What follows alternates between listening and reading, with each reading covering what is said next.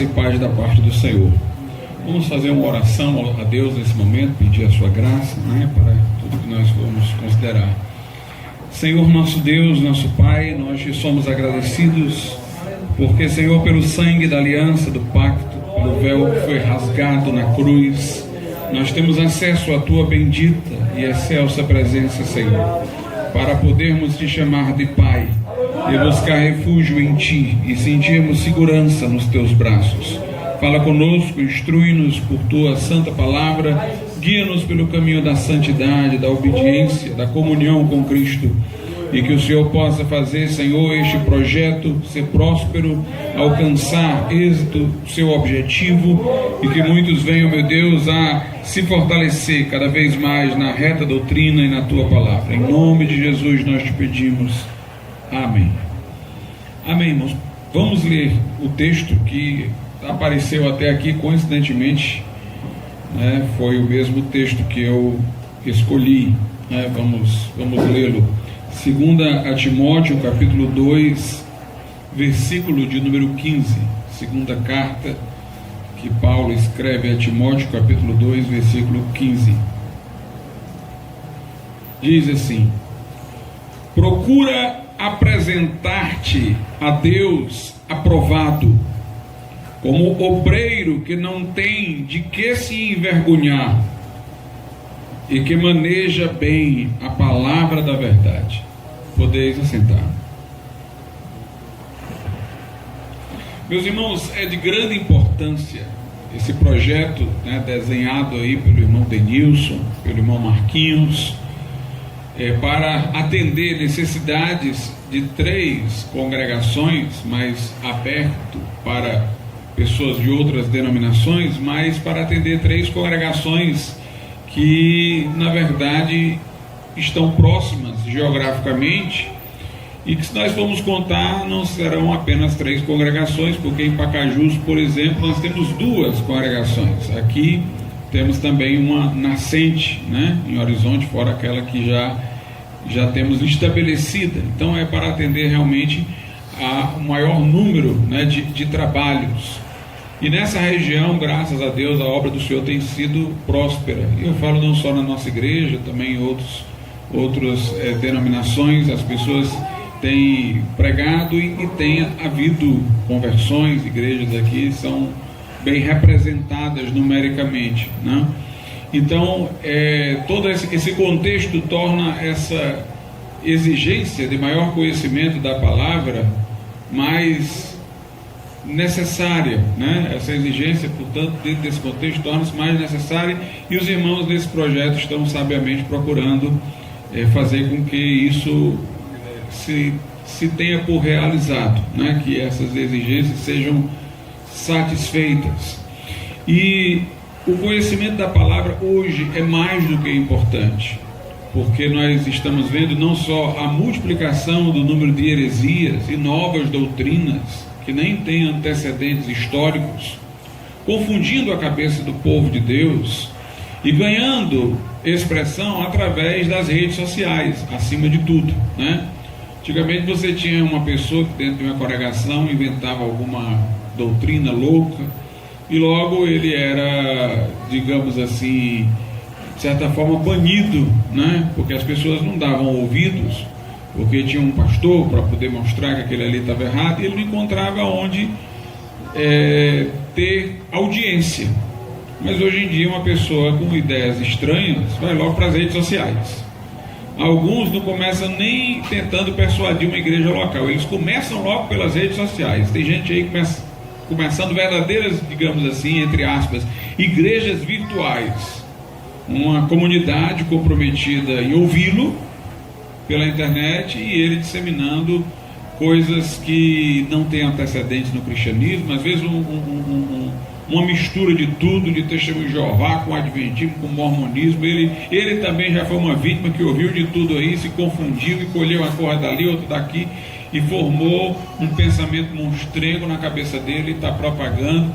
Então, muito mais do que antes de existir internet, do que antes de existir redes sociais, nós temos agora uma proliferação de heresias. Se as redes sociais têm a vantagem de possibilitar a pregação de um evangelho legítimo, ela também cria essa oportunidade de se criar essa balbúrdia, essa confusão de vozes. E coitada da pessoa que está do outro lado, para saber selecionar o que é que deve ouvir e o que é que não deve ouvir ali nas redes sociais. Particularmente uma pessoa inexperiente na palavra, que não conhece, e eu acho que ela ouve o que um diz esse aí tem razão, aí depois ouve o outro, não é esse aqui que tem razão e tal, e deve ser uma confusão só na cabeça dela, né? Então as redes sociais criaram um grande problema que requer da nossa parte o estudo sério da palavra de Deus. E esse estudo sério, ele é presencial, maximamente. Claro que a gente pode instruir através das redes sociais e tal, mas ali numa oportunidade para um debate mais próximo, numa oportunidade para se tirar uma dúvida, não há o contato pessoal, que é importantíssimo para a transmissão do conhecimento, né? Você nota que, por exemplo, Jesus andou com os discípulos 3 anos ensinando. Jesus não era um professor de sala de aula só, chegava lá na sala de aula, os discípulos o acompanhavam, os discípulos viam a sua vida, né? Então, uma pessoa que está lá na rede social lá falando, você ouve o que ele está dizendo lá, mas você não acompanha a vida dela, você não sabe se aquela pessoa vive uma vida condizente com o que ela está dizendo, você não sabe nem se ela é uma pessoa que vive uma dupla vida, uma lá nas redes sociais com você, outra lá dentro do ambiente que ela está, né? No caso de Jesus, os discípulos o acompanhavam, os discípulos viam o que ele fazia, viam como ele se comportava, viam como ele se relacionava com as pessoas, e a doutrina de Jesus se costurava com o seu comportamento, com a sua personalidade, tudo era harmônico, né? E aqueles discípulos puderam, portanto, não somente ouvir, mas testemunhar. Então, o ensino da palavra é para ser pessoal, né? Por isso que, diferentemente até das denominações mais clássicas do protestantismo, os anabatistas valorizavam muito a ideia de grupos familiares, como lugares também de se estudar a Bíblia, porque é o lugar onde há mais contato, mais proximidade, mais transparência pessoal. Então a Bíblia diz, quando vos congregais, um tem doutrina, aquele ensino, outro tem a profecia, o outro tem livros, outro tem interpretação, uma reunião participativa, interativa, não somente um culto regular, público, né, onde os ministros falam e dirigem a palavra, mas uma reunião em que aquelas pessoas ali trocavam ideias. Curiosamente, os puritanos também tinham isso. Os cultos domésticos que os puritanos faziam, os cultos em casa, o pai de família reunia a família para fazer, a família era geralmente numericamente grande, tinham muitos filhos, ele era baseado na pregação do pastor no domingo. Então a palavra pregada, digamos assim, no culto público, ela era aprofundada dentro dos cultos domésticos, né? Entre aqueles que eram chamados de puritanos. O próprio pastor puritano, antes de pregar publicamente, ele se isolava. No caso de Jonathan Edwards, que é de uma segunda geração do puritanismo, já nem chamava-se mais de puritano, mas é um herdeiro, ele ia para o bosque para ficar pensando no que ele ia pregar, porque a ideia do pregador puritano, que também é do pregador anabatista, era de que a pregação tinha que ser pregada primeiro para ele próprio. Ela mostrava que ela seria edificante para os outros se ela primeiro tivesse edificado o pregador. Então o pregador, ele não estava só pensando, eu vou chegar lá e vou pregar isso daqui e tal, e todo mundo vai achar interessante. Não, isso que eu estou pregando tem que falar primeiro ao meu coração. Vai falar ao coração dos outros se falar primeiramente ao meu. Então ele ia meditar no que ele ia pregar, ele ia ruminar a pregação, ele iria ouvir a sua própria pregação, e ele só se sentia encorajado a pregar depois que ele havia sido tocado, depois de que aquilo havia incomodado a consciência dele, para ele corrigir-se em alguma coisa, melhorar em alguma coisa, falar ao coração dele para ele ter uma experiência maior com Deus, aí ele ia. Então, as redes sociais não favorecem nada disso. Tem gente ali nas redes sociais que o cara está falando da boca para fora, nem preparou nada, nem orou, nem tem uma vida espiritual e tal, mas ele está dizendo qualquer coisa lá para um bando de pessoas inexperientes na palavra, que somente gostaram do jeito dele, que é um jeito lá brincalhão, entusiasta, é uma personalidade assim, carismática, cheia de entretenimento e tal, e aí ele ludibria todo mundo. Então o lugar certo de aprender é aqui, é convivendo, é orando junto, né? É vendo a pessoa, é no cara a cara, né? Jesus, como eu estou dizendo, ele não formou a mera sala dela, Jesus colocou pessoas para acompanhá-lo. Esse é o verdadeiro processo de transmissão do conhecimento da forma bíblica, da forma como nós homenageamos, reconhecemos e prestigiamos. Então, aqui nós temos Paulo falando para Timóteo da necessidade de ele se apresentar como obreiro aprovado, né? Hoje nós precisamos ser um obreiro aprovado que maneja bem a palavra da verdade para lidar com toda essa balbúrdia doutrinária, para lidar com a sociedade, que é uma sociedade pós-cristã. Sabe qual é a diferença entre a sociedade pós-cristã e uma pré-cristã? É que a sociedade pré-cristã, aquela que os apóstolos evangelizaram, uma sociedade que não conhecia o cristianismo, que estava no paganismo, aquela sociedade ali obviamente não aceitava a verdade cristã. Eles cultuavam outros deuses, adoravam outros deuses, mas eles tinham a curiosidade de saber o que é que um cristão queria dizer. Rapaz, vamos ouvir. Eles não se fechavam não, como quem já acreditava em tantos deuses, então Jesus poderia ser mais um. Sempre quando Paulo ia pregar, os apóstolos aí iam dizer que Jesus era o único, né? Tinha que excluir todos os outros. Mas eles queriam ouvir. Você vê que Paulo vai lá no Areópago, começa a falar de Jesus e da ressurreição, as pessoas lá, vamos ver, vamos ouvir o que tem para falar, todas curiosas. A sociedade pré-cristã, ela poderia ter um conceito religioso contrário ao cristianismo, mas como o cristianismo era uma novidade, eles ouviam, e na hora que eles se abriam para ouvir, o evangelho entrava, aí fazia a sua obra, ganhava os corações, bania a idolatria, transformava as vidas. A sociedade pós-cristã como a nossa é uma sociedade que passou pelo tempo em que o cristianismo formou as instituições, influenciou a cultura e tal. Então é uma sociedade que diz mais ou menos assim: nós já sabemos o que é isso, aí não quer ouvir não. Você vai falar, abre a Bíblia? Não. Isso aí é coisa de opressor. Isso aí foi coisa de europeu para oprimir as outras culturas. Isso daí foi coisa de rico para oprimir pobre. Não.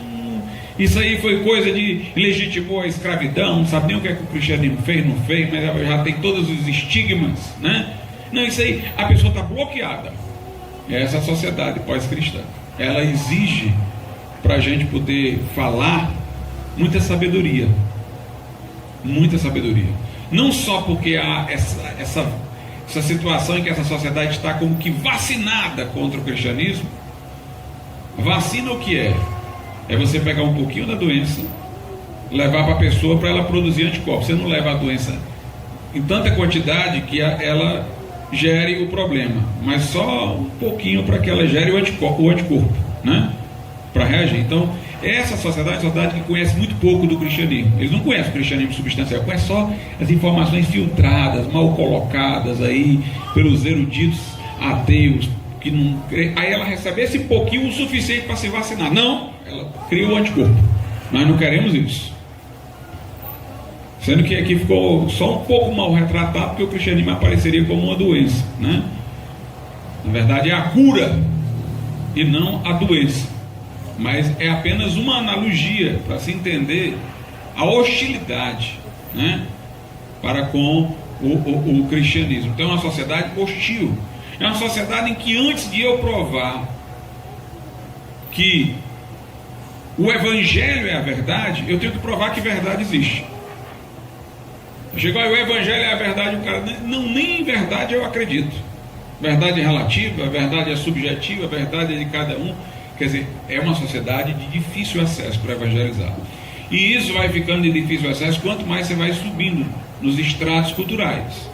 O homem simples, ele ainda tem muito da tradição anterior, que dava importância ao cristianismo, a palavra e tal. Quando você vai subindo para as universidades, aí o negócio ainda vai ficando mais bloqueado, mais fechado, mais difícil de penetração, mais hermético. Então, num momento como esse, eu tenho que ser capaz de conhecer a palavra para mostrar que essa visão do cristianismo deturpada que eles têm, pela qual eles já rejeitam, é uma visão que não é a do cristianismo real. E qual é o cristianismo real? Eu tenho que apresentar, tenho que mostrar que essa versão que eles estão rejeitando é uma distorção. Eu tenho que ser capaz de mostrar que há uma verdade, para poder depois mostrar que o cristianismo é verdade. Então nós estamos vivendo num momento, irmãos, desafiador para a igreja, desafiador para o próprio processo de evangelização das pessoas. Então nós precisamos de obreiros preparados. Então veja como um curso como esse é importante nesse momento em que nós estamos vivendo. Sabe como é que a teologia foi desenvolvida? E aqui eu quero fazer uma diferença entre o conhecimento direto da Bíblia e a teologia. Na verdade, o apóstolo Paulo está falando de uma coisa que leva a outra. Aqui na carta a Timóteo, no capítulo 2, verso 15, quando ele diz assim: procura apresentar-se a Deus aprovado, como obreiro que não tem de que se envergonhar, que maneja bem a palavra da verdade. A palavra da verdade é a Bíblia Sagrada. Interessante que, num certo sentido, todo crente tem que saber usá-la, porque ela é peça da armadura de Deus, conforme Efésios 6, para resistir o diabo. Está lá, tomar a espada do Espírito, que é a palavra de Deus. Mas o obreiro, acima de tudo, como ele é o que instrui os outros, ele tem que não apenas tomar posse dessa espada, mas ele tem que manejá-la com muito mais eficácia, né? Porque ele tem que ajudar as pessoas a se defenderem do lobo. E manejar a palavra é saber usá-la, né? E aí é onde entra a teologia. Eu leio a Bíblia e tenho um conhecimento bíblico do que a Bíblia me diz, mas na hora que eu vou conversar com pessoas, eu preciso organizar as ideias daquilo que eu li, né? Não me basta ter o conhecimento aqui, eu tenho que organizar. Ela está falando sobre um assunto comigo, querendo uma instrução, eu tenho que juntar não sei quantos versículos da Bíblia, organizá-los na minha mente para apresentar didaticamente o que nesses versículos está a se dizer. Aí é onde entra a teologia. A teologia é a organização do conhecimento da Bíblia. Por isso que a gente fala doutrina da salvação, doutrina do pecado. Para eu poder formar a doutrina do pecado, eu pego lá Gênesis, a queda de Adão. Eu pego lá, por exemplo, o que Jesus veio fazer na cruz, levou os meus pecados. Eu pego os textos lá dos profetas que falam dos pecados que nos separaram de Deus. E aí eu vou organizando, pegando de várias partes da Bíblia lições sobre o pecado, para poder, a partir desses vários versículos, construir um pensamento completo sobre o assunto. Então a teologia, as doutrinas vêm assim. A gente tem que ler a Bíblia, mas a gente organiza para a transmissão didática. A gente organiza para formar um sistema sobre cada coisa dessa daí, para a gente poder falar com alguém, expor a alguém, né? Então a gente tem que manejar a palavra. E manejar é exatamente isso, é saber organizar os conhecimentos que estão dispersos nos versículos, de modo a formar um todo que a gente possa apresentar de forma esclarecedora e convincente. Então o obreiro tem que manejar bem a palavra da verdade. É interessante que diz aqui que não tem de que se envergonhar e que maneja bem a palavra da verdade. Não é procurar te apresentar à igreja, aos irmãos, é a Deus, né? Isso mostra que esse conhecimento não deve ser um conhecimento para o nosso exibicionismo pessoal, para a gente mostrar que a gente é eloquente, para mostrar que a gente é argumentativo, para mostrar que a gente tem conhecimento. Eu não tenho que ter esse conhecimento para me apresentar aos outros. Eu tenho que ter esse conhecimento para me apresentar a Deus, para dizer: eu estou aqui pronto para te servir, estou com a palavra, tenho os conhecimentos organizados, meditei, refleti, busquei pelo teu Espírito dar uma organização isso aqui. Eu estou aqui diante de ti, disponível agora para ir em frente. Então a aprovação que eu devo procurar receber é de Deus, e eu devo procurar me apresentar a Deus. Como é que a teologia nasce, né? A teologia nasce, irmãos, primeiro por causa das missões. Eu já ouvi alguém dizer que as missões foram a mãe da teologia. Os cristãos, eles iam evangelizar os povos pagãos, ou mesmo os judeus, e eles eram contestados. O pagão dizia: como é que pode ser isso? Como é que pode ser aquilo? Por exemplo, uma coisa que o pagão costumava criticar era a ressurreição, como se vê quando Paulo fala lá no Areópago. O pagão acreditava que quando a pessoa morria, a alma dela poderia subsistir ao corpo, poderia até reencarnar em corpo várias vezes, mas o objetivo era se libertar do corpo. Mas o mesmo corpo que morreu ressuscitar, eles tinham dificuldade de acreditar. E eles apresentavam até dúvidas racionais. Como é que pode? Esse corpo se desfez do pó, virou terra, na terra se misturou com outras coisas. Como é que vai formar esse corpo de novo? Aí os cristãos, por exemplo, argumentavam: se Deus fez o primeiro homem do pó, por que não pode fazer de novo? Se ele fez o homem do pó e o homem voltou a ser pó, por que ele não tem poder de fazer pó virar homem outra vez? Né? Eles tomavam o Gênesis e iam argumentar a favor da ressurreição com os pagãos. Então eles tinham necessidade de pensar uma resposta para aquilo ali. A teologia nascendo disso. Eles tinham o conhecimento da Bíblia, mas a teologia, como eu estou dizendo, não é o mero conhecimento da Bíblia, é o conhecimento da Bíblia organizado para ser transmitido, para ser oferecido como respostas, né, a indagações das pessoas. Então eles foram desenvolvendo nas missões, confrontados. O judeu começava a dizer: olha, por que Jesus é o Messias? Por que você acha? Aí eles iam atrás das passagens do Velho Testamento, para mostrar onde se profetizou acerca de Jesus, para mostrar que Jesus era da linhagem de Abraão, de Davi e tal. Então, para dar respostas, eles iam pensar as Escrituras e colher daqui e dali de versículos informações para formar um pensamento coeso que pudesse ser apresentado como esclarecimento àquilo que estava sendo contestado, pudesse ser uma resposta. Então a teologia nasce dentro do contexto das missões. Também há quem diga, eu diria que é uma segunda resposta que não anula a primeira, que a teologia nasce por causa das heresias. Ou seja, quando começa a haver dentro da igreja heresias, a igreja precisa organizar sua ortodoxia para responder ao herege que está trazendo uma coisa nova, uma dissidência, uma divisão. A igreja precisa dizer o que é o certo. Na Bíblia, por exemplo, você não encontra a palavra trindade. Ela é um desenvolvimento da teologia. A teologia que criou essa palavra. E criou essa palavra a partir do que a Bíblia diz. Mas a Bíblia não usa a palavra. Mas é porque é uma palavra que ajuda a explicar didaticamente o que a Bíblia diz. E foi necessária a palavra ser criada para poder contestar quem estava negando que Jesus Cristo, por exemplo, era Deus. O que a Bíblia diz é que o Pai é Deus, o Filho é Deus e o Espírito Santo é Deus. Ao lado disso, a Bíblia diz que o Pai não é o Filho não é o Pai, o Espírito Santo não é o Pai, o Espírito Santo não é o Filho. E o que a Bíblia diz terceiramente é que há um só Deus. A Bíblia não quer resolver o seu problema, não. Ela quer só declarar a verdade. Então ela diz que Jesus não é o Pai não é Jesus, o Espírito Santo não é o Pai não é o Espírito Santo e tal. Ela distingue. Ela diz que todos eles são Deus. E ela diz que não há três deuses, só há um só. Agora, como é que eu vou organizar essa informação que está na Bíblia para apresentar de maneira didática? Aí os cristãos diziam: Deus é uma só substância em três pessoas.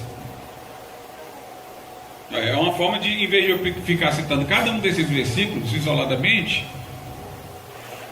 para deixar a cabeça da pessoa que está me ouvindo organizar, eu já apresento organizada. Isso é a teologia. Essa é a única forma, pastor, de falar da Trindade. Deus é uma substância em três pessoas? Não, tem outra forma. Essas são formas que alguém escolheu e terminou ficando e que são úteis. Poderia ser de outra forma? Poderia. Tinha gente que falava assim: Deus é uma só essência em três subsistências. Era uma outra forma de se falar. Mas as duas são concordes, as duas traduzem o que a Bíblia diz. Então a igreja foi desenvolvendo a teologia para responder aos hereges.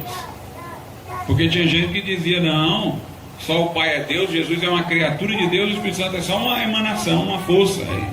Isso não condiz com o que a Bíblia diz. Então a igreja desenvolve a doutrina da Trindade. A doutrina da Trindade, enquanto doutrina, é uma construção humana. Até a palavra Trindade é criada. A Bíblia não fala esse negócio de pessoa, de substância, mas a doutrina da Trindade é uma explicação coesa, juntando várias afirmações do que a Bíblia diz numa coisa só, de maneira organizada, que se torna didática, ou seja, fácil de entender e que responde a muitas perguntas. Então é assim que a teologia foi se desenvolvendo. Ela foi desenvolvida no trabalho de missões. Ela foi desenvolvida para enfrentar as heresias. Para enfrentar as heresias. Do embate da igreja com o mundo e com as falsas doutrinas surge a teologia. Lutero, que era desbocado, né? Lutero dizia as coisas no supetão, no ímpeto. E ele usava palavras que chocavam muita gente. Graças a Deus ele tinha um companheiro bem sereno, chamado Melanchthon. Então quando ele dizia as coisas assim, bem desbocadas, todo mundo dizia, eita, que loucura que ele disse. Aí o Melanchthon, não, ele quis dizer isso. Foi desse jeito não, foi desse jeito. O Melanchthon aquietava, traduzia em palavras mais suaves, né? Então Lutero uma vez disse desse jeito, eu não me lembro se ele disse a mãe ou se ele disse o pai, mas ele disse a mãe ou o pai da minha teologia é o diabo. Os católicos, inclusive, gostam muito dessa passagem dele para poder retratá-lo. Aí Lutero disse que a mãe da teologia, o pai da teologia dele é o diabo. O que ele queria dizer é o seguinte: o diabo distorceu a palavra e eu desenvolvi minha teologia para atacá-lo. Se o diabo não tivesse feito isso, eu não desenvolvia. O que ele queria dizer era isso. Ele disse, a minha teologia da justificação pela fé foi porque a igreja católica distorceu a Bíblia e disse que a salvação era pelas obras, eu tive que desenvolver. Não fosse o diabo, eu não teria que desenvolver toda essa teologia não, né? Mas o modo de falar dele era bem impetuoso, né? Então as heresias, as missões, os confrontos do paganismo, trabalho missionário, né? Ou se você quiser dizer, o diabo, né? Gerou a nossa teologia como resposta, né, para isso daí. Paulo diz a Timóteo que é importantíssimo que Timóteo, que era um pastor, foi pastor em Éfeso, que ele transmita o que ele aprendeu de Paulo. Paulo foi o instrutor dele, e o instrutor pessoal, igual os discípulos com Jesus. Timóteo andou com Paulo. E é que está a questão, ele não somente ouviu, ele não era um aprendiz de internet. Ele viveu com Paulo, ele acompanhou Paulo, ele conheceu Paulo, ele viu a vida de Paulo, né? Eu acho que uma das coisas que dá muita segurança aos nossos irmãos mais antigos da nossa igreja, que fidelizam eles com a sã doutrina, é porque eles não apenas aprenderam dos primeiros da nossa igreja, eles conviveram, eles andaram juntos, e eles testemunharam muita coisa que Deus fez, e convalidou tudo que eles aprenderam. Isso traz uma convicção muito mais forte do que uma mera aprendizagem à distância. Então Timóteo andou com Paulo. Agora Paulo quer que Timóteo repasse o conhecimento. Veja aí 2 Timóteo capítulo 2. Vou ler aqui o 1 e o 2. Ele diz, tu pois, meu filho, note como ele chama Timóteo, meu filho, né? Meu filho na fé dele. Fortifica-te na graça que há em Cristo Jesus. 2 Timóteo 2:1. Agora é o 2. Ó. E o que de mim, entre muitas testemunhas, ouviste, confia-o a homens fiéis, que sejam idôneos para também ensinarem os outros. O que tu ouviste, Paulo diz a Timóteo, Agora tu vai transmitir. É uma sequência. O que eu fiz por ti, tu vai fazer pelos outros. Tu recebeste de mim, agora tu vai transmitir. Homens idôneos. Para que também eles transmitam a outros. A quem Timóteo ia transmitir então? Aos obreiros, né? Aqueles que estavam mais próximos do seu ministério, para que esses pudessem transmitir a outros. Tanto que ele diz, homens idôneos, capazes, né?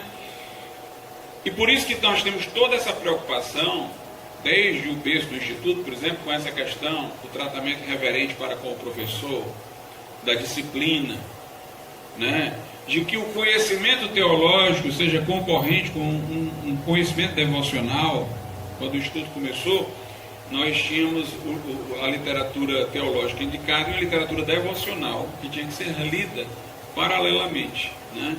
Por que essa nossa preocupação? Porque não é apenas instruir, é instruir pessoas idôneas, pessoas que reúnam os requisitos para aprender. Se eu ensinar a um indisciplinado, um orgulhoso, alguém que não tem uma vida devocional, o conhecimento pode levá-lo ao orgulho, né? Levá-lo a usar o conhecimento para a autopromoção. Então eu tenho que ter a preocupação de que o recipiente do conhecimento humano, ele esteja também preparado para ter uma vida espiritual condizente com aquilo que ele está recebendo. Interessante como Paulo diz a Timóteo da preocupação que ele tem com o fim dos tempos, onde as heresias e as falsas doutrinas iriam se multiplicar, irmãos. Se conhecimento teológico era importante naquele tempo, como disse eu, e foi importante no trabalho de missões, e foi importante no combate às heresias, quanto mais hoje, que nós estamos na sociedade pós-cristã, pós-moderna, que nega não somente o cristianismo, mas aquilo que dá plausibilidade ao cristianismo, como conceito de verdade, de pecado, né? Os pagãos tinham noção de pecado, tanto que eles procuravam aplacar a ira de seus deuses, né? A sociedade de hoje não tem noção de pecado. Pecado é para os fracos, é um sentimento de frustração, é coisa para o psicólogo lhe convencer que não existe, né? Não tem verdade.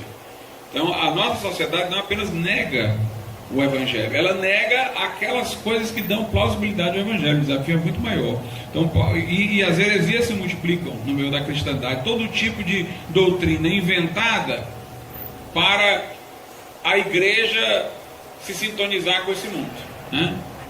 As igrejas, elas não querem estar tão diferentes do mundo, porque o conflito aumenta. Elas querem inventar algumas acomodações. Então, quem não já ouviu falar que houve um tempo que eu vivi, em que a maioria das igrejas evangélicas, mulheres não usavam adorno, joias, não se pintavam, e hoje isso tornou-se tão frequente. Quem já ouviu falar, e eu vivi, que numa igreja evangélica no passado, jamais iria conceber crentes dançando na hora do louvor. Algumas igrejas não só têm crentes dançando, entre crentes, não sei se são crentes, como jogos de luzes para adaptar, né? A teologia da prosperidade é para se adequar à sociedade do consumo. Na sociedade consumista, as pessoas são incentivadas a ter, a exibir que tem, porque quanto mais elas compram, mais essa sociedade se reproduz, porque as coisas são cada vez mais descartáveis. Se as pessoas forem moderadas do consumo, eles não podem produzir sempre a coisa nova. Hoje você vai, por exemplo, você compra uma impressora. Se você for, como eu, moderado, que só vai comprar outra impressora quando aquela ali quebrar, no dia que comprar você vai chegar lá no mercado e eles vão dizer, não tem mais não. E eu não dá para ajeitar numa peça, para a peça é tão cara que é melhor comprar outra. Aí você joga no lixo. Mas tem gente que não é moderado como eu, que vai esperar que quebre a impressora, não. Ele compra a impressora, amanhã sai uma nova, ele já descarta a dele boa funcionando. E a sociedade do consumo quer que isso aconteça. Porque senão, para onde é que iriam essas produções? Todo mundo tem que estar comprando toda hora, né? Então, se você tem um celular igual o meu, se você for do colégio, está todo mundo zombando de você. Ih, rapaz, eu não tenho essa necessidade de autoafirmação não, mas uma criança, por exemplo, chega no colégio com um celularzinho desse, não tem um celular, não sei o que, não tem papai, todo mundo tem, e eu não tenho, e tal. E quanta gente troca de celular sem o anterior estar quebrado? Irmão, desse aqui só desaparece quando quebrar. O outro teve a infelicidade de cair no sanitário. E ele ainda segurou um tempo, eu continuei usando depois, enquanto ele deu o que tinha que dar, até ele não dá mais nada, né? Eu sou uma ameaça para a sociedade de consumo. Se alguém me imitar, eu sou uma ameaça, porque eu tenho um liquidificador da época que eu casei.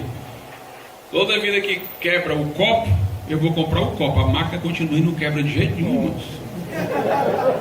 A máquina dele não quebra não. Não quebra não, né? Hoje você compra o liquidificador, no instante quebra, né? O meu lá não quebra não. Aí na hora que eu vou comprar, eu digo, olha, eu chego lá naquela loja que tem o liquidificador antigo. Aí quando eu digo, eu quero o copo do liquidificador tal, né? Que é o que eu tenho lá. Aí a última vez que eu fui comprar, a pessoa, eu não acredito. Estava aqui há anos lá atrás, nunca ninguém vinha, eu vou vender. Como é que pode? Existe alguém que ainda tem? É só ameaça, né? Para a sociedade de consumo. Mas essa sociedade se mantém fazendo você se sentir bem, que é a última coisa. Então, o que é a teologia da prosperidade? Você é abençoado, você tiver a coisa mais nova, a coisa mais recente, você tiver tudo, tal. Ou seja, é uma conciliação, né? Do discurso da igreja com o discurso do mundo. Não gera tanto conflito. Mas quando você vai fazer pecado, arrependimento, sodomia é pecaminosa, você dificilmente ouve um teólogo da prosperidade, R.R. Soares, Edir Macedo, falando contra o homossexualismo. Já ouvi? Eu nunca vi. Eles falam de dor de cabeça, da dor da coluna lá que a pessoa está sentindo, não sei o que, do problema, da causa na justiça, não sei, eles não confrontam, eles não têm o confronto, né? Mas a gente não, a gente confronta, né? A gente confronta. Então, hoje em dia nós temos essas teologias acomodatícias que estão se acomodando. A gente tem que perguntar não o que nos fará viver melhor dentro dessa sociedade, mas o que a Bíblia diz. E aí, depois de vermos o que a Bíblia diz e fazermos de acordo, aí vamos ver qual é o preço que a gente tem que pagar e estar preparado para ele, seja ele qual for, né? Seja ele qual for. Então Paulo diz aqui na 2 Timóteo 4, a partir do 1: Conjuro-te, pois, diante de Deus e do Senhor Jesus Cristo, que há de julgar os vivos e os mortos na sua vinda e no seu reino, que pregues a palavra, instes a tempo e a fora de tempo. A exortação de Paulo a Timóteo: seja perseverante, tu prega, meu irmão, exorta a tempo e a fora de tempo. Não tem palavra, prega também. O lugar é acolhedor, prega. O lugar é hostil, prega. E pregues a palavra, enches a tempo e fora de tempo, corrijas, repreenda, exortes com toda a longanimidade e doutrina. É isso aqui, irmãos, que é difícil. Ser pastor, para chegar no culto, pregar, todo mundo dá glória a Deus, aleluia, ele ir para casa. Aí um aqui pecou, ele não disciplina, ele não corrige, ele não vai lá, ele não tem os dissabores. É muito fácil. É só chegar lá e ser aplaudido e cantar os hinos e tudo. Dá trabalho ser pastor, é isso aqui. É repreender o que caiu, é exortar o que está desanimado, com paciência, com doutrina. É essa luta aqui.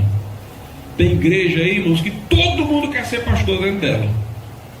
E na nossa é todo mundo querendo fugir de ser pastor. É igual a buquê de noiva para homem, né? Quando lança aí, os homens saem tudo correndo nas festas aí de casamento mudando, né? Que os homens não querem que o buquê caia para eles, que não querem casar, vai ver coisa. Chama para ser pastor e todo mundo corre, porque todo mundo sabe. Por exemplo, na nossa igreja, que ser pastor é isso daqui, é enfrentar isso daqui. Isso aqui, irmãos, é desgastante. Eu vou dizer uma coisa: para viver isso daqui, não basta só ser capaz de pregar, de administrar. Hoje em dia tem dois tipos: tem o pastor que prega e o pastor empresário. Ele sabe gerenciar, ele é um bom administrador. Mas aqui é você confrontar, é você sofrer com as pessoas. Isso aqui você precisa ter estrutura psicológica. Bota uma pessoa que ela é um bom gerenciador, um bom comunicador, bota ele para dirigir uma congregação, mas ele não tem vocação dentro do contexto da nossa igreja, do que a nossa igreja espera de um pastor. Aí ele vai lá, passa 1 mês, 2 meses, pastor, não estou aguentando mais não aguento mais não. Ele não aguenta o fardo, a estrutura psicológica para poder enfrentar tudo aquilo, porque ele sabe o que é que ele tem que fazer. É isso que nós entendemos que um pastor deve fazer. No versículo 3 diz: porque virá tempo em que não suportarão a sã doutrina, mas tendo coceira nos ouvidos, amontoarão para si doutores, conforme as suas próprias concupiscências. É hoje. O povo está querendo o pastor que pregue o que ele quer ouvir, né? Alguém até já disse que a disciplina está desaparecendo das igrejas, porque não está tendo mais eficácia. Agora, para nós não interessa se tem eficácia ou não tem aos olhos dos homens. O que interessa é o que a Bíblia diz. Mas o que eles querem dizer que não tem eficácia é o seguinte: você disciplina um crente aqui, ele atravessa a rua e vai para outra igreja lá, que diz que aquilo não é pecado, né?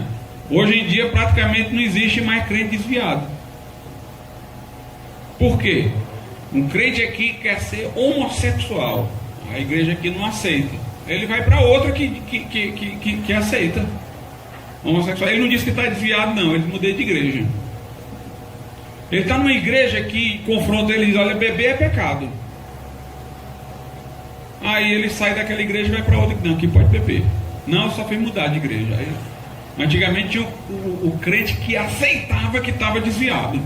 Não, estou desviado, estou longe de Deus, estou fazendo errado. Hoje em dia é difícil, irmãos. Até a disciplina, como eles dizem, né, torna-se ineficaz aos olhos humanos, né, por causa disso. Porque vai disciplinar, mas não adianta nada, que ele já está em outro. Sendo que para nós não interessa eficácia ou ineficácia, o que interessa é o que a palavra de Deus diz. E quem aprendeu aqui dentro, por mais que vá atrás de outra, vai se levar na consciência que ele está errado por tudo que ele aprendeu aqui dentro, né? E a gente vai fazer o certo, né? Paulo diz: nos últimos tempos não suportarão essa doutrina, mas vão procurar mestres segundo suas próprias cobiças, segundo seus próprios desejos. Aí no versículo 4 diz: e desviarão os ouvidos da verdade, voltando a fábulas. Voltando a fábulas. Como é verdadeiro esse negócio de voltar à fábula, né, irmãos? E aqui eu digo até em relação ao mundo, não só a doutrinas heréticas, né? Como diz a Bíblia, dizendo-se sábios, os homens tornaram-se loucos, né? Hoje em dia esse negócio de ideologia de gênero, o homem diz: eu sou mulher, então é mulher, muito embora biologicamente seja homem. A mulher diz: eu sou homem, aí vira homem. Isso aí, irmãos, é uma fábula, é uma loucura, né? É uma loucura. É a mesma coisa que de alguém dizer: o Papai Noel existe, porque eu acredito em Papai Noel. Então ele existe, ele vai vir aqui, vai descer lá na chaminé. Por que ele vai descer na chaminé? Não, porque como eu acredito que ele existe, ele vai fazer isso.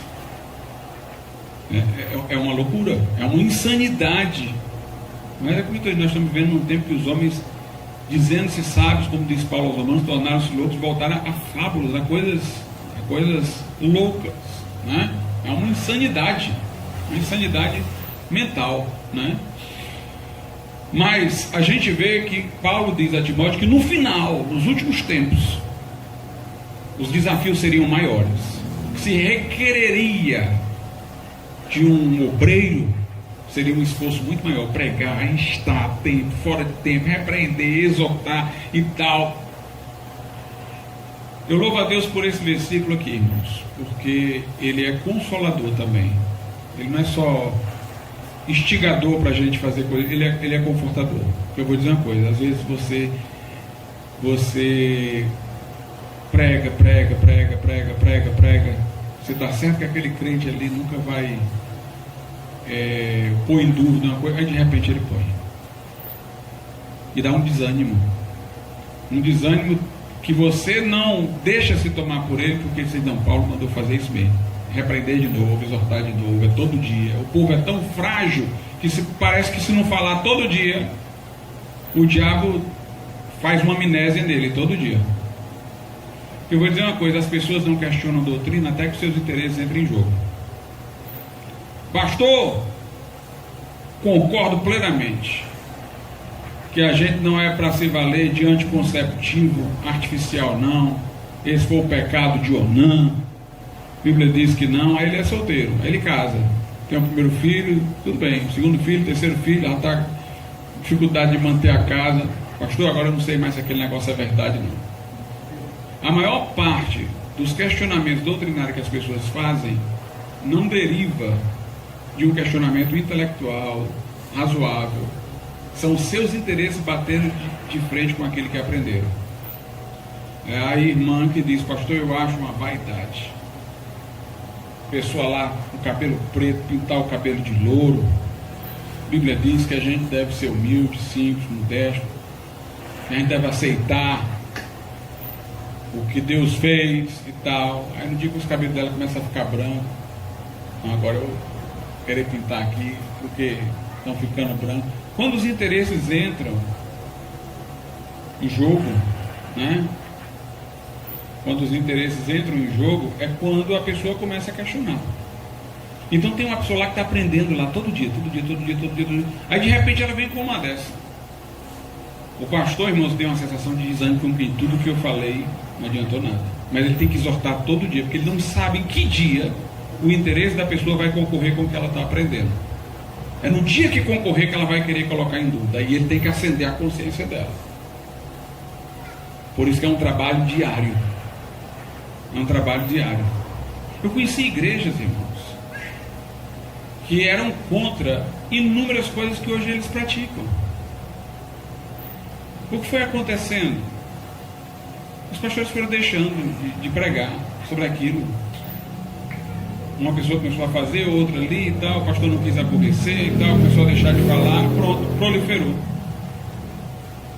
proliferou aquilo ali. Então a gente tem que estar lá, todo dia. É uma luta, sem fim, sem trégua. Por isso que a Bíblia diz: nosso descanso não é aqui, nosso descanso é o céu. Eu posso ter pregado a vida inteira por uma congregação. Se eu passar um ano negligenciando determinadas verdades, no fim do ano já vai estar gente confuso. É o seguinte: não existe estrada que eu possa imaginar assim: eu fiz tudo, agora eu vou descansar um pouquinho, vou pregar menos sobre aqueles assuntos. Não existe. Só no céu. Aqui é lutar até a última gota, né? Até a última gota. E para isso a gente tem que estar afiado na palavra e na doutrina. Sabe por quê? Porque as pessoas inventam novos argumentos para pecar. Você, por exemplo, já imagina que alguém, para fazer determinada coisa errada, vai argumentar assim porque alguém já argumentou, aí você já refuta. Aí, como ela já sabe que você já refutou, quando ela está lá tentada por aquilo ali e quer questionar aquilo que aprendeu, ela já está inventando outro argumento. E você amanhã tem que responder ao outro argumento, né? Vão ajuntando o mestre segundo suas próprias cobiças para dar argumento para elas, para acomodá-las no pecado. E a gente tem que estar lá, instando, repreendendo, né? Então, por tudo isso, a gente vê a importância de a gente aprender a palavra, de a gente aprender a doutrina. O curso aqui, ele está com disciplinas muito bem organizadas. Eu não vou seguir a ordem de como aqui foram apresentadas para serem passadas, né, ao longo dos semestres, mas eu vou aglutinar os tópicos pelo assunto. Por exemplo, hermenêutica, homilética, e qual é a outra coisa? Hermenêutica, homilética, vamos lá. Não, eu quero pegar esse aqui, ó. Hermenêutica, homilética e apologética. Vamos pegar esse trio. Ele pode ser bem alinhado aqui, ó. A importância disso aqui. Hermenêutica, você vai aprender a interpretar a Bíblia, né? Como interpretar as Escrituras, como associar os versículos de modo a tirar conclusões acertadas da leitura, como ler os textos dentro do contexto. Então, é a hermenêutica, para você interpretar. A homilética é para você transmitir, pregar, né? Inclusive, nós poderíamos dizer que a homilética dentro do nosso meio equivale no âmbito secular, que também tem a hermenêutica lá, obviamente para os assuntos dele, equivale no âmbito secular à retórica. Retórica e hermenêutica são duas vias inversas.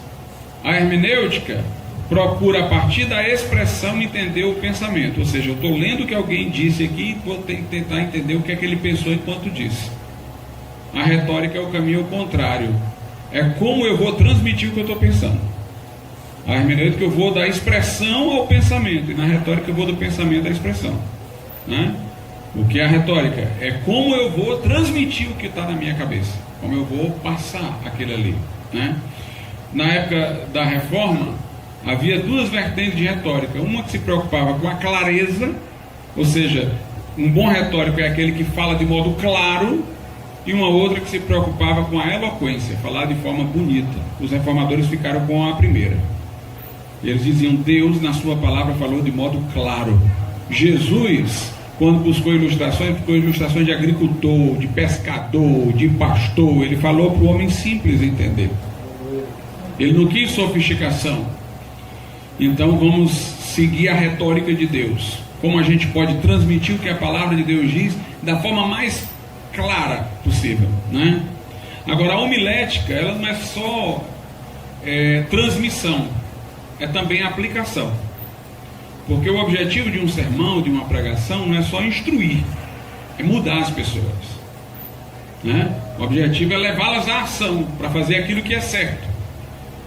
Então, um sermão, ele basicamente tem essa estrutura, tem uma proposição, uma afirmação que eu quero sustentar, uma fase de argumentação, em que eu vou argumentar para manter aquela afirmação, aquela lição que eu quero dar, e vou banir as contestações dessa lição, vou argumentar a favor dela e argumentar contra os que a objetam. E tem uma terceira fase, que é a aplicação. Bem, agora que essa afirmação está consolidada, eu afirmei, mostrei que ela é verdadeira, bani as objeções, como é que eu vou aplicá-la na vida das pessoas? Então o pregador, ele apresenta uma verdade, ele sustenta uma verdade e ele aplica aquela verdade, né? Então eu vou aqui pela hermenêutica procurar interpretar a Bíblia, e pela homilética transmitir o conhecimento interpretado da Bíblia. Como transmitir a palavra? Transmitir de uma forma que não somente instrua e convença, mas leve à ação. Confronte as pessoas com a verdade, para elas responderem nas suas atitudes a provocação que o conhecimento está lhes fazendo. Então aí eu tenho a hermenêutica e a homilética. E a apologética é esse momento de defesa, né? Tenho que defender esse conhecimento dos seus objetores. Até já passei aí no meio da homilética por esse caminho, né? Apologética é a defesa, é treinar para defender a fé, defender aquilo que a Bíblia assegura contra os adversários, né? Contra os opositores, né? A gente vê esse laço estreito aí entre a hermenêutica, a homilética e apologética. A outra parte que a gente vê aqui, história da igreja e eclesiologia, tem muito a ver. A eclesiologia é o quê?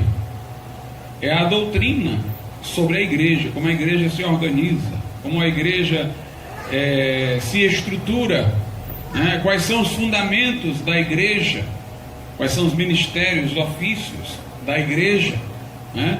Então a eclesiologia é importante. A história da igreja é a história do povo de Deus, e inclui-se aí igrejas que saíram do prumo, igrejas que conservaram a verdade, é entender o trajeto, né, daqueles que professaram a fé cristã ao longo do tempo, com os acertos, erros, com os segmentos que mantiveram o testemunho apostólico intacto, aqueles que se desviaram, aqueles que se desviaram pela metade de algumas coisas.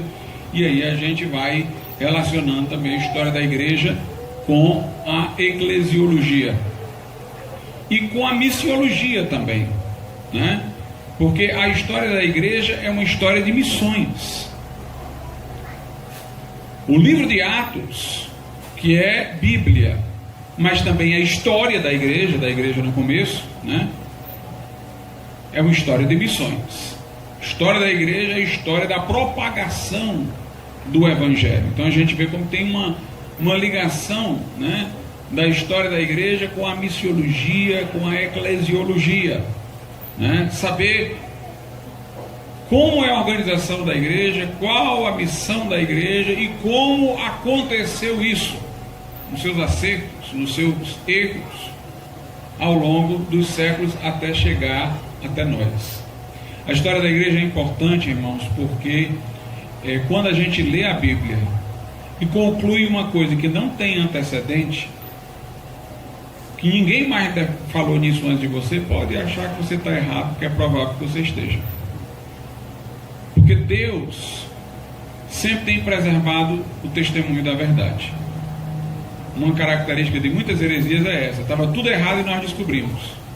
O testemunho de Jeová surgiu aí um dia desse. Se o testemunho de Jeová fosse verdade entre aquela geração apostólica e até a chegada dos testemunhos de Jeová, ninguém defendeu aquilo. Se o adventismo do sétimo dia fosse verdade entre o adventismo do sétimo dia e a geração apostólica lá, não teve nada. Eles procuram encontrar aí más representações, no máximo eles conseguem encontrar gente que possa, segundo eles, ter defendido a guarda do sábado. Mas e o restante das coisas do adventismo? Nada. Os mormons, entre eles e o cristianismo, não teve nada, se perdeu. Quer dizer, ninguém ouviu o evangelho depois de todos esses séculos, até os mormons terem aparecido. Pastor, descobri aqui um negócio da Bíblia que nunca ninguém falou, nunca ninguém antes de mim disse. Está festejando fora da hora, porque deve estar errado. Deve estar errado. A gente deve ter prazer de dizer que o que a gente descobriu alguém já tinha dito, né? Porque tem uma continuidade, tem um processo histórico. Deus preserva a igreja. Nem sempre a igreja verdadeira foi hegemônica. Aliás, depois da geração apostólica, vindo Constantino, ela nunca foi hegemônica. A hegemônica foi a igreja romana errada. Sempre ela foi um remanescente, a verdadeira, um grupo menor, mas nunca deixou de existir, sempre sustentando a verdade, defendendo a palavra de Deus. A história da igreja, para a gente ver se o que a gente crê e ensina teve continuidade no processo histórico. Eclesiologia, missiologia e história da igreja. Aqui nós temos doutrinas bíblicas. Doutrinas bíblicas, vamos ter a doutrina do pecado, doutrina das últimas coisas e tal. Mas note que aqui está num pacote só, juntando tudo, né? As doutrinas bíblicas. Mas foram destacadas duas: a eclesiologia e a soteriologia. A missiologia eu posso também mencionar, né? Mas a missiologia é uma disciplina mais sobre a ida ao campo, né? Não uma doutrina assim sobre um assunto de dogma, né? Mas aí nós temos destaque para a soteriologia e a eclesiologia. Por quê? Por que a gente simplesmente não considerou soteriologia aqui dentro, por exemplo, das doutrinas bíblicas? Por que a gente quis destacar? Por causa da grande importância. A soteriologia é o que? A doutrina da salvação. É a principal, né, irmãos? É a principal. Se alguém não tem o correto ensino sobre a salvação, o que ele prega não resulta em gente salva, não. Ele está ensinando o caminho errado para o céu, não vai ter convertido. O principal assunto da Bíblia qual é? A salvação. Jesus disse: examinar as escrituras, porque julgais ter nelas a vida eterna, e são elas que de mim testificam. João diz: Jesus fez muitas outras coisas além dessas que eu narrei, mas essas foram escritas para que creais que Jesus é o Filho de Deus, e para que crendo tenhais vida em seu nome. É o principal assunto da Bíblia, é a vida eterna. Jesus veio ao mundo, se encarnou, por quê? Para buscar e salvar o que se havia perdido. Então ela merece um destaque. A doutrina da salvação, a soteriologia, porque ela é o centro em torno do qual tudo mais vai girar.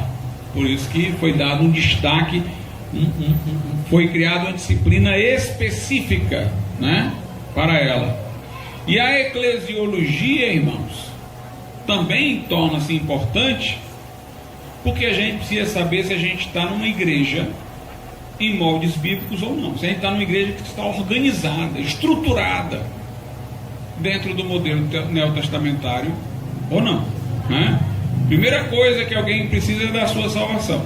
Depois que ele é salvo, a primeira coisa que ele precisa é estar numa igreja certa, é estar numa igreja bíblica, né? Daí o destaque inseparado para a soteriologia e para a eclesiologia. Amém. Eu termino aqui, irmãos, as minhas considerações, mas eu me coloco aqui ao dispor dos irmãos por um momento, caso alguém tenha alguma dúvida e queira fazer alguma pergunta, né? Esse curso, como eu disse, veio em momento importante, adequado, né? Tem professores capacitados que vão ajudar os irmãos a se instruírem. E caso os irmãos, alguém tenha dúvida sobre alguma coisa de que a gente falou, das disciplinas, alguma coisa, pode nos perguntar e a gente responde agora ou depois também, se alguém se sentir mais à vontade assim. Amém. Senão eu vou passar a palavra aqui aos irmãos, que eles encerram como Deus os guiar ou dão continuidade, né?